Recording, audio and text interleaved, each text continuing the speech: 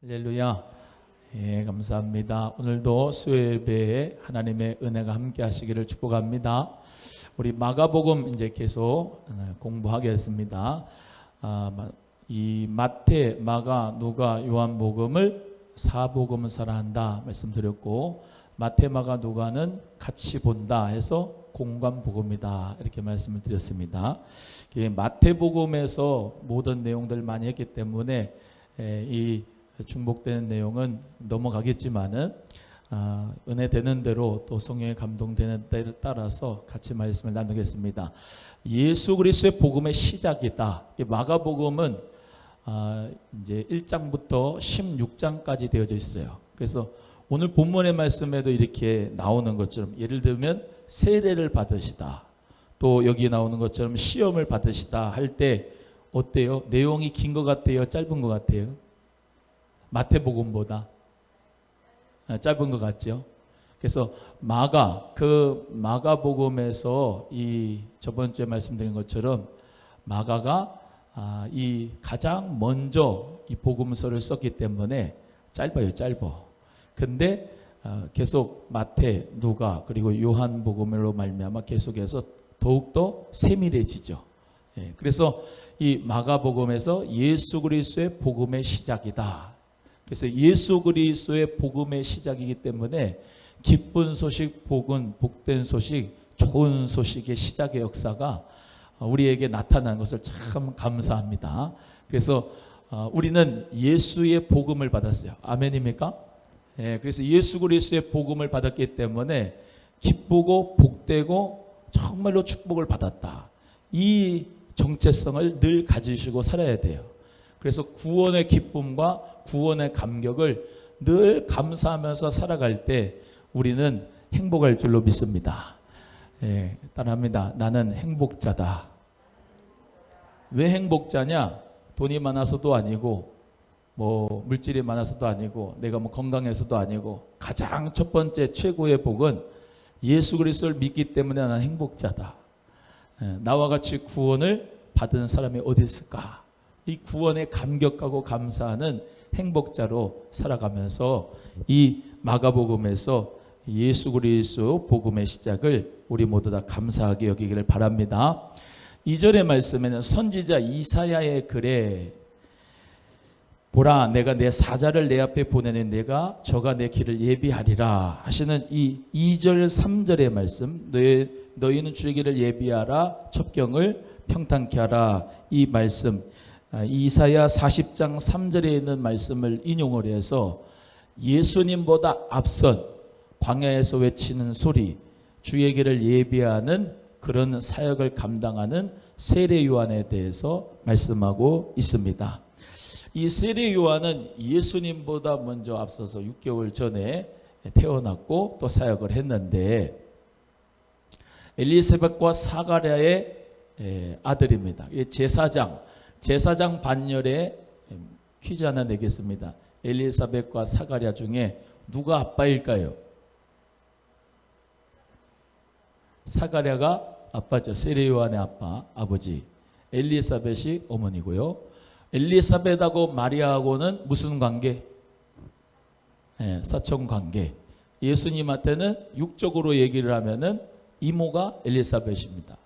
자, 그러면 사가랴하고 엘리사벳하고 이렇게 제사장 가문에서 나왔는데 정말로 이 세례 요한을 이제 태어난 다음에 세례 요한이 사역을 하는데 어떻게 해요? 정말로 마리아에게도 천사가 나타났듯이 엘리사벳에게 사가랴에게도 천사가 나타났죠.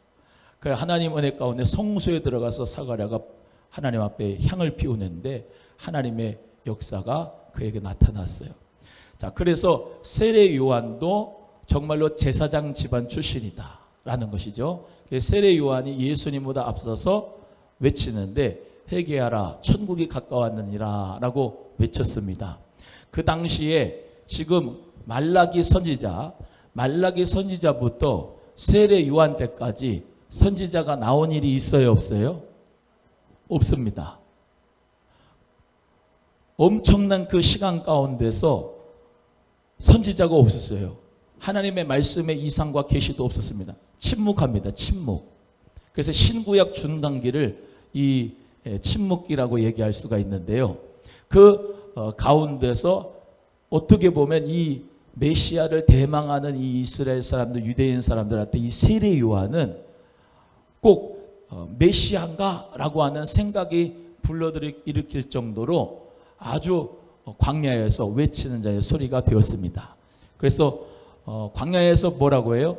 메뚜기와 석청을 먹고 약대 토롯을 입었다 그랬죠? 예, 약대 토롯을 입었다.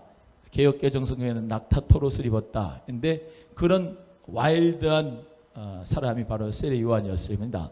근데 여기 메뚜기와 석청을 광야에서 외치는 자의 소리로서 이렇게 먹으면서 살아갈 때 이제 성경 해석 가운데 또 그리고 유대인의 심볼리즘 가운데서 그리고 대부분 좀 성경을 아는 분들은 이 메뚜기와 석청에 대해서 저 세밀하게 얘기하는데 메뚜기가 광야에 있을까요 없을까요? 있을 것 같습니까? 광야에? 없을 것 같지요? 광야는 풀이 없는데 무슨 유대 광야 이런 데 풀이 없는데 메뚜기는 풀 먹고 자라는데 근데 히브리어로 하루브라고 하는 그것이 동음이어로 쥐염 열매하고 메뚜기하고 같은 동음의어입니다. 이해가 되시는지 모르겠습니다. 하루브가 쥐염 열매도 되고 메뚜기도 되는데 성경을 해석하고 또 그거 뜻을 얘기할 때 그냥 메뚜기라고 표현할 수도 있었는데 쥐염 열매는 대부분 다 가난한 사람들이 여기저기서 먹을 수 있는 열매였어요. 그래서 어떤 성경학자들은 이것이 쥐염 열매다, 하루보다 이렇게 얘기하는 경우도 있습니다. 석청이 뭐지요? 세례 요한이 석청을 먹었다는데 석청이 뭐예요? 꿀인데 어디서 나오는 꿀이요? 돌에서 나오는 꿀이죠. 돌에서 나오는 꿀, 석청. 자, 그러면 돌에서 꿀이 나오려면 뭐가 있어야 돼요? 벌이 있어야 됩니다. 그럼 광야에 꽃이 있어요, 없어요? 꽃이 없어요. 근데 어떻게 석청을 따먹어요? 그 석청은 사실 이 유대 사람들의 천지로 내깔려진 것이 뭐냐? 이 종려나무 열매입니다. 즉 대추야자나무 열매. 그래서 적과 꿀이 흐르는 땅이라고 할 때 그 꿀에는 종류가 많은데 제가 여리고에 가보니까는 그 대추야자나무 즉 종려나무가 엄청 많고 그 열매가 아주 달아요.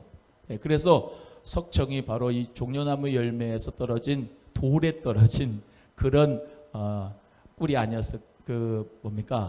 꿀이 아니었을까? 우리가 이제 얘기하는 벌꿀보다는 그러니까 성경을 해석하고 또 성경에 대해서 우리가 은혜로 다 받아들이지만은 요즘엔 정보가 많아지고 또 지식이 많아지면서 성경을 해석하고 또 번역하는 데 있어서 기술이 많이 발달해서 또 그리고 여러 학자들이 생김으로 말미암아 이런저런 가설들도 생기고 또 여러 가지 학설도 생기는데 메뚜기와 석청을 먹었다 그렇게 받아들여도 되고 지금 제가 말씀드린 이 종려나무 열매나 쥐염나무 열매를 먹었다 이렇게 생각하는 것이 이 중동 지방을 광야를 알면 그것이 더 잘 이해가 될 수 있다라는 것입니다.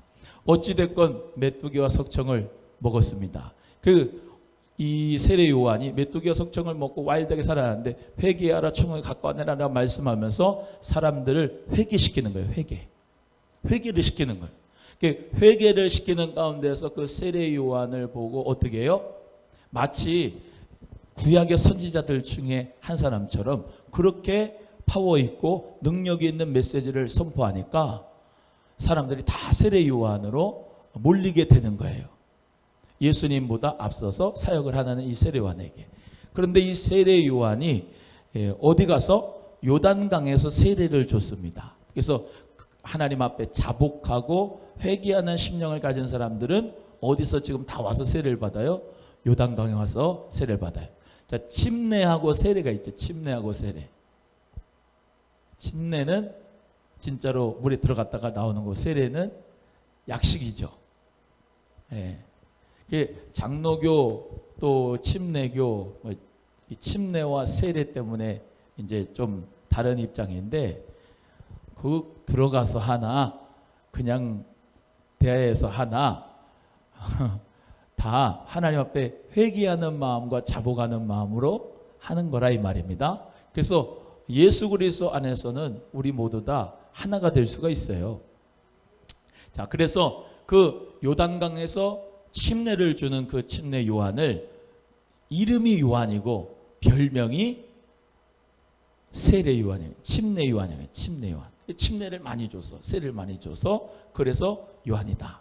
근데 그 세례 요한이 회개의서를 전파하면서 예루살렘이 다 자기의 죄를 자복하고 요단강에서 세례를 받았습니다. 요단강 할 때 요르단이라고 할 수 있는데 단이라고 하는 지방이 있어요. 단 지방이 어디 있냐면 북쪽에 있습니다. 북쪽에서 요르 흘러내린다 이 말입니다. 그래서 단에서부터 흘러내리는 강 해서 요르단강 이 말이에요.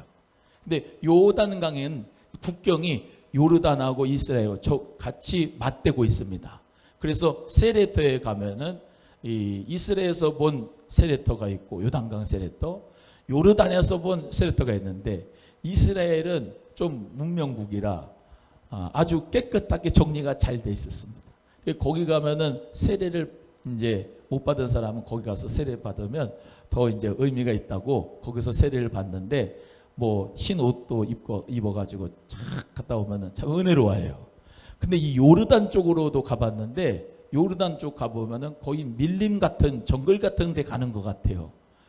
길을 안 닦아놓고 잘 산길로 이렇게 왜 산길 하시죠? 산길로 평지 가는 그런 그래서 그렇게 가면은 뭐 잘 해놓지도 않습니다. 그냥 현찮게 해놨는데 예전에 그런 모습은 더 잘 볼 수가 있어요. 어찌 됐건 그 곳에 가면은 세례 요한의 세례토도 볼 수가 있고 하는데요.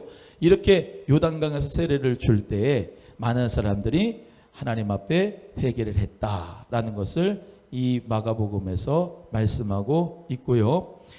7절의 말씀이 중요합니다. 7절 읽어보겠습니다. 7절 시작. 그가 전파하여 가로되 나보다 능력 많은 신이가 내 뒤에 오시나니 나는 굽혀 그의 신들매를 풀기도 감당치 못하겠노라. 이 세례 요한은 자기 뒤에 누가 오신다? 메시아가 그리스도가 예수가 오신다. 나는 그의 신들매를 풀기도 감당치 못해. 신발끈을 풀기도 내가 정말로 감당치 못하겠다. 이렇게 고백을 하면서 자기 뒤에 오시는 메시아 예수님을 기다렸고요. 8절도 참 중요하죠. 8절 시작. 나는 너희에게 물로 세례를 주었거니와 그는 성령으로 너희에게 세례를 주시리라. 할렐루야. 이 세례 요한은 물에 담갔다가 이제 나오는 거죠. 죄를 자복하고 죄를 씻는다는 의미로 물에 들어갔다 나오는데 나는 물로 세례를 주지만 내 뒤에 오시는 분은 뭘로 세례를 줘요? 성령으로 세례를 줄 것이다. 이렇게 말씀하고 있는 거죠. 그래서 성령으로 말미암아 거듭나지 않으면 천국에 들어갈 수가 없다고 말씀한 것처럼 물 세례는요 그냥 형식적인 거예요. 형식적인 거. 불 세례, 즉 성령 세례가 중요한 거예요. 성령 세례가. 성령 세례는 단회적 세례입니다. 예수를 그리스도로 믿는 그 고백 위에 우리 교회가 되는데요. 그 역사 가운데 성령의 세례. 이건 뭐 맨날 말씀드렸으니까 넘어갑니다. 성령 세례를 받아야 된다. 9절. 이제 예수님께서 갈릴리 나사렛에서 오시면서 요단강에서 요한에게 뭘 받으세요? 세례를 받으셨다. 그죠? 짧지요? 마태복음은 좀 긴데, 그죠? 요단강에서 세례를 받으셨다. 저도 짧게 가겠습니다. 넘어갑니다.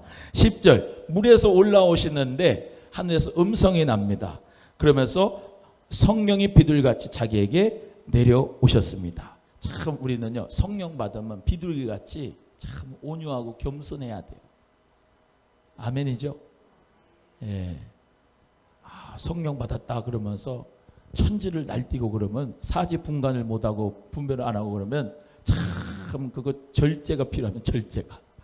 성령 받으면은 입술에 온유한 말이 겸손한 말이 나타나야 되고 우리의 모든 행동 가운데서도 우리의 삶 가운데서 겸손하고 온유한 그런 심령으로 성령님께 붙잡힌 바 된 자가 되어야 될 줄로 믿습니다.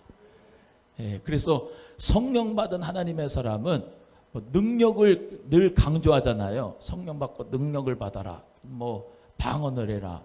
또 예언을 해라. 은사를 받아가지고 막 권능으로 막 복음을 외쳐라.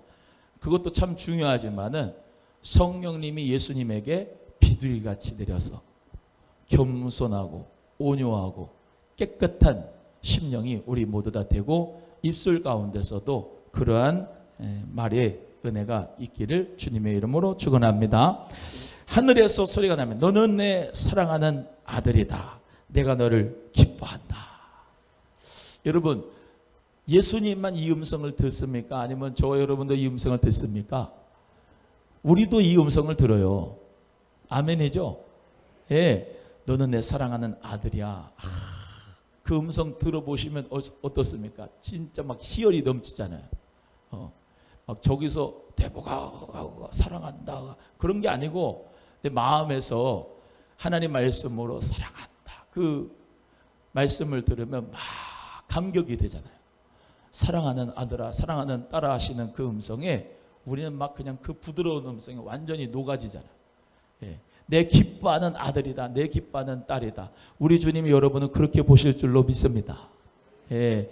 이 코로나19에도 정말로 어려운 상황에도 참 제가 성도라 그러면 코로나19 때 이렇게 잘 나와서 예배를 내가 드릴 수 있을까 싶어요. 왜냐하면 저는 이게 설교하면서 이렇게 마스크를 안 쓰고 하지만 여러분 마스크 쓰고 와가지고 기도해야지, 찬송해야지, 하나님 앞에 헌금 드리지, 또 마음도 드리지, 봉사하지. 참 하나님 얼마나 기뻐하실까. 저는 생각할 때마다 그냥 여러분이 구원 못 받으면 누가 구원 받겠습니까? 하나님이 여러분 사랑하고 구원합니다. 할렐루야. 예, 믿으세요. 구원의 확신을 가지시고 이단 사입 이런 것들은 구원 못 받지만은 믿음 가운데서 정말로 예수님 따라가는 하나님의 자녀들은 오늘 이 말씀처럼 내 사랑하는 아들, 내 기뻐하는 자라고 하는 음성을 여러분이 주시는 줄 믿습니다. 그죠? 주님이 나를 사랑하기 때문에 오늘도 예배하고 하나님 앞에 기뻐하면서 나가게 되는 줄로 믿습니다. 또 이렇게 참 늘 하나님 앞에 순종하고 또 봉사하는 일꾼이 이 청년이 이렇게 있는 게 참 감사하잖아요. 제 없으면 제가 이걸 못해요. 이거를 내가 다 해야 돼. 근데 하나님 은혜 가운데 정말로 귀한 사명을 또 감당하느냐고 있어줘서 참 감사하지. 박수 한번 합니다.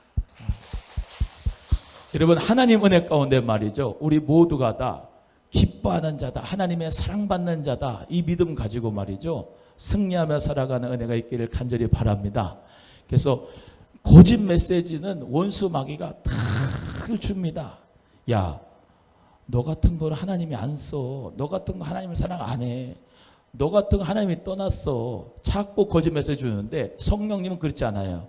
성령님은 우리의 죄를 지적도 하시지만 책망도 하시지만 그럼에도 불구하고 나는 너를 사랑한다. 그럼에도 불구하고 나는 너를 기뻐한다. 내가 너와 함께한다. 라고 하는 음성으로 우리에게 자신감을 주시고 힘을 주시고 비전을 주시고 소망을 주시는 줄 믿고, 아멘. 주님 은혜 가운데 승리하며 살아가는 우리 모두가 되기를 주의 이름으로 소원합니다. 넘어갑니다. 12절 13절은 마찬가지로 성령이 광야로 예수님을 몰아내셨다고 그랬어요. 야, 여러분, 성령님이 예수님을 광야로 몰아내셨어. 그래서 거기에 뭐예요? 들짐승들이 있다. 마귀가 있는 거죠. 마귀의 역사 가운데서 시험을 하시잖아요, 예수님이.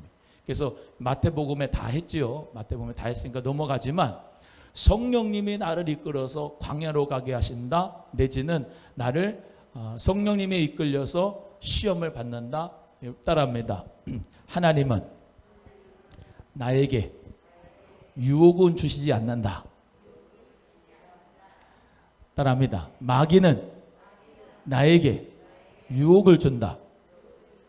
하나님은 나를 테스트하십니다. 테스트. 테스트하는 이유는 뭡니까? 점검하는 거고, 축복을 주기 위함이죠. 아멘이에요?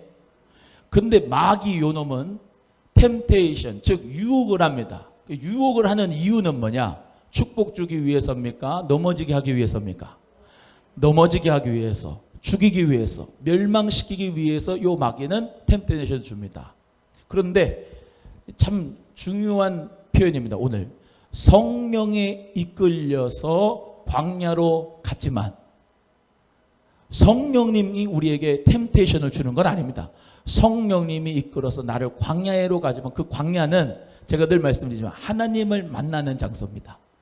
근데 신기한 게 하나님을 만나려면 그냥 하나님 만나는 게 아니고 고난 가운데서, 시험 가운데서, 템테이션 가운데서 하나님 앞에 바라보고 기도하는 가운데서 하나님을 만나게 됩니다. 마치 아브라함이 이삭을 하나님 앞에 바치잖아요. 아브라함이 이삭을 하나님 앞에 바치는데 하나님의 목적은 어디 있습니까? 축복 주시려고. 얘가 나를 진짜 사랑하는지 안 사랑하는지 하나님께서 아브라함을 달아보고 점검하는 건데 이가 새벽에 일어나서 모리아산으로 가는 겁니다. 모든 이 이삭을 데리고 말이죠. 그대로 즉시 순종했습니다. 그런데 실상 그 나무를 벌려놓고 이삭을 잡아 죽이려고 할 때 하나님이 아브라함아 막으시잖아요. 그리고 옆에다가 귀한 제물할 것을 만들어 놓으시잖아요. 하나님은 축복하시는 분이고 은혜 주시는 분이고 평강 주시는 분이에요. 마귀는 뺏고 죽이고 멸망시키는 겁니다. 그래서 성령에 이끌려서 광야로 예수님이 가셨지만 거기서 하나님을 만났다고 보는 겁니다. 그런데 그 만남 가운데서 역사가 있는데 참 우리도 그래요. 산기도를 가잖아요. 산기도 예를 들면 40일 금식을 한다. 산기도를 한다. 그러면 누가 가장 시험거리인지 압니까? 템테이션. 인간적으로 나를 사랑하는 사람이 제일 이 템테이션을 줍니다. 안 그러신가? 저 별나라에 있는 사람이 나한테 템테이션 주는 게 아니에요. 내가 금식을 하려고 하면 나를 정말로 사랑하는 인간적으로 사는 먹어 괜찮아 먹어. 산기도 갈라 그러면 가지 마세요. 나랑 같이 있어요. 걔가 막이라는 게 아니에요. 그 사람이 막이라는 게 아니야. 예수님도 그러시잖아요. 예수님도. 예수님이 십자가 못 박혀 죽어야 된다니까 절대로 그러지 마세요. 그리고 이 베드로가 막잖아. 간청하잖아.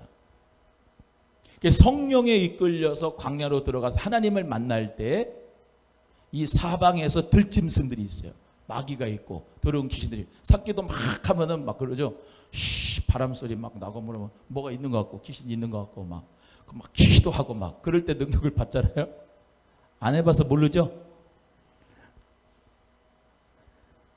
하나님을 만나는 역사는 우리 모두가 다 우리 예수님처럼 성령에 이끌려서 금식도 하고 산기도 하고 뭐 철야기도도 하고 하는 거예요. 내가 가려고 해서 가는 게 아니라 성령에 이끌려서 하나님을 만나는 역사가 있는 여러분 되기를 주의 이름으로 소원합니다.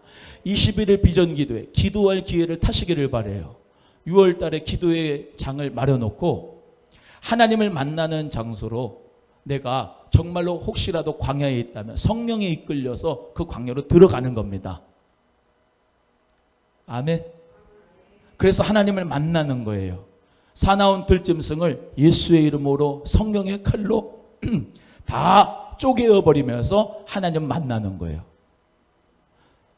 영적으로 그런 의미가 있습니다. 기도할 때 그렇죠.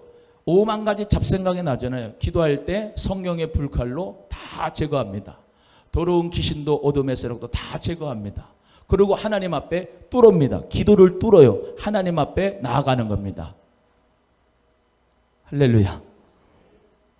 그래서 기도할 때 엉덩이가 무거워야 됩니다. 딱 앉아가지고 버텨가지고 기도하는데 얼른 가야 되겠다라는 생각이 있잖아요. 그걸 지워버려요. 그걸 그냥 버려버리고 기도하는 겁니다. 10분만 기도해도 엉덩이가 들썩들썩 하잖아요. 참고 기도를 해야 돼요. 20분, 30분 기도의 분량을 늘려야 돼요. 기도의 질, 기도의 깊이가 들어가야 됩니다. 바깥에서 막 할렐루야 할렐루야 그러면서 막 부르짖는 그 가운데서 하나님께서 성령의 역사로 임하신 것보다 세미한 음성으로 역사하실 때 그렇게 막 부르짖어 기도하다가 한참 기도하고 30분, 40분 기도하다 보면 주고받는 대화가 이루어져요. 성령님과. 그거를 들어가 보고 깊이 있게 기도해서 영성을 체험한 사람은 기도의 맛을 합니다. 겉껍데기의 이 기도, 즉 내 말로 하는 기도하고 성령님이 나를 완전히 붙잡아 가지고 기도하는 기도하고는 차원이 다릅니다. 성령께서 나를 이끌어서 광야로 가가지고 기도하게 하나님 만나게 하시듯이 이 비전 기도에 그런 은혜가 있기를 주의 이름으로 소원합니다. 한번 해보세요. 재미납니다. 기도하면 정말로 주님께서 나의 음성 주시면 또 말씀드립니다. 사랑하는 아들아 기뻐하는 자다 라고 하는 그 음성 들으면 삶의 희열이 넘칩니다. 하나님 은혜 가운데 말씀도 배워서 익히시고 또 체험하지만 기도 가운데도 은혜가 있기를 주의 이름으로 소원합니다. 오늘 여기까지 하겠습니다. 주기도문의 예배 마칩니다.